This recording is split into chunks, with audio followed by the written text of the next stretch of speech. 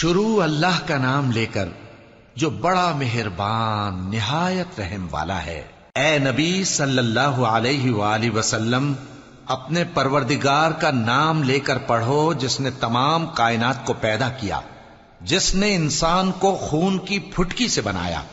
پڑھو اور تمہارا پروردگار بڑا کریم ہے، جس نے قلم کے ذریعے سے علم سکھایا اور انسان کو وہ باتیں سکھائیں جن کا اس کو علم نہ تھا، مگر انسان سرکش ہو جاتا ہے اس بنا پر کہ وہ اپنے آپ کو بے نیاز سمجھتا ہے۔ کچھ شک نہیں کہ سب کو تمہارے پروردگار ہی کی طرف لوٹ کر جانا ہے۔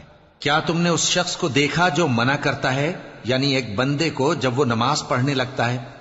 بھلا دیکھو تو اگر یہ راہ راست پر ہو یا پرہیزگاری کا حکم کرے تو منع کرنا کیسا؟ تو اس کا انجام کیا ہوگا؟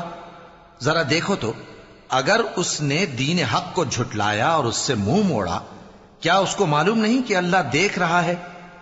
دیکھو اگر وہ باز نہ آئے گا تو ہم اس کی پیشانی کے بال پکڑ کر گھسیٹیں گے، یعنی اس جھوٹے خطا کار کی پیشانی کے بال، تو وہ اپنے یاران مجلس کو بلا لے، ہم بھی دوزخ کے فرشتوں کو بلائیں گے۔